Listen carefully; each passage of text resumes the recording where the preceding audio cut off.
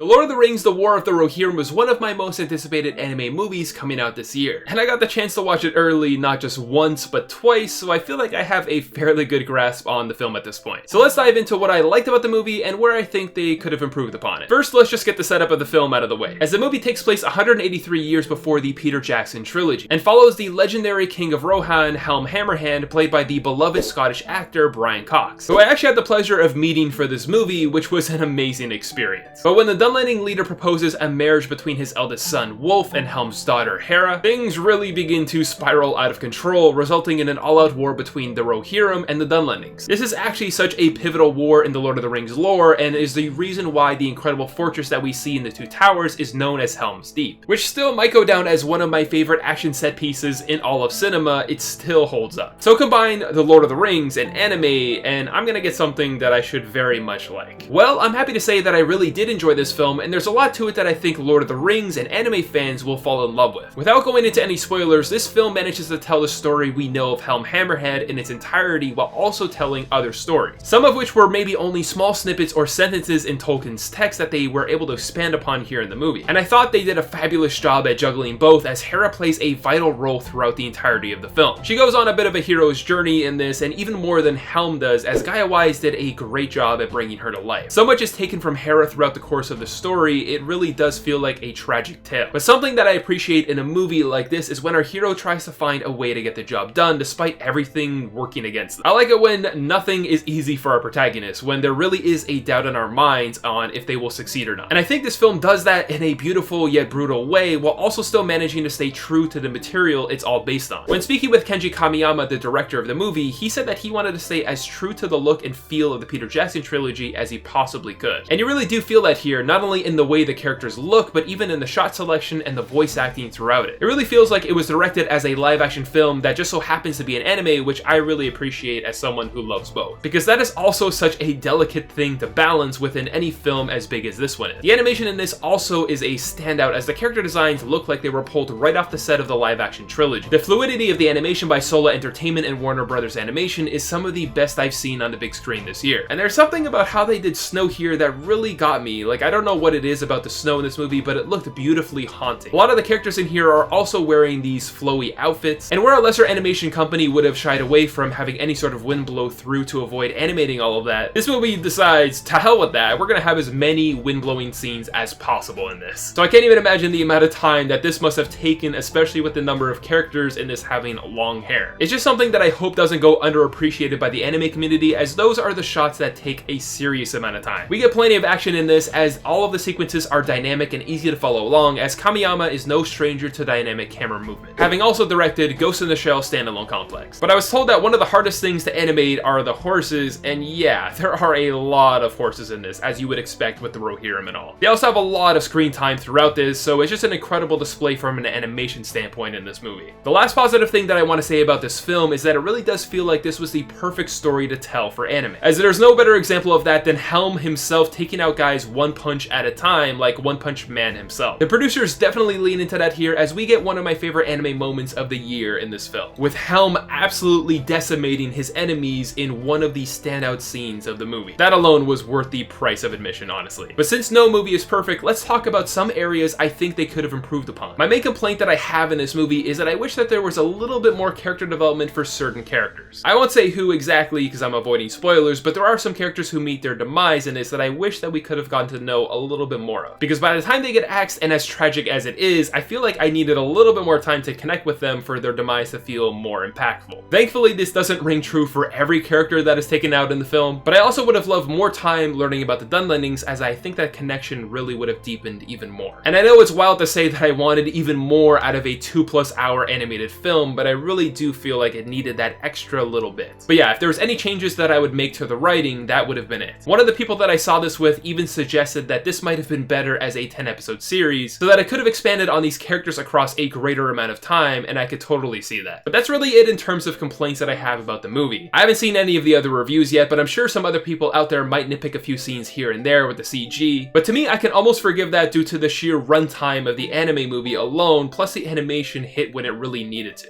And there might be some out there who don't vibe with the soundtrack as much as they did with the Howard Shore OST, but let's be real, that was already an impossibly high bar to hit, as those scores are simply legendary. But parts of them actually do make an appearance in this movie, which I can really appreciate. I really enjoyed my time with this movie, and it had all the aspects that I was looking for from an animation perspective with some truly picturesque frames. It also felt like a heartfelt tale about rising up for one's family when so many are depending on you. It also has some profound social commentary, particularly on the patriarchy, and a tale that never overindulges in exposition to get its themes across. Which is why I'm going to give The Lord of the Rings: The War of the Rohirrim an 8 out of 10. It's a great movie. So if you're a fan of The Lord of the Rings or someone who's just into anime, this is definitely worth a watch. Even if you don't really know much about the franchise, this would be a perfect watch as you don't really need to know anything before jumping into it. But if you're a hardcore fan, there will still be plenty of nuggets sprinkled in for your enjoyment as well. If you get a chance to watch this anime on the big screen, I would highly suggest doing so, as great animation always looks even better on the silver screen. But I'm curious to know if you'll be watching The War of the Rohirrim, and if you have, what you thought about it. Let me know in the comments below. And if you like this video and want to see more anime and film reviews, don't forget to subscribe, and I'll see you next time.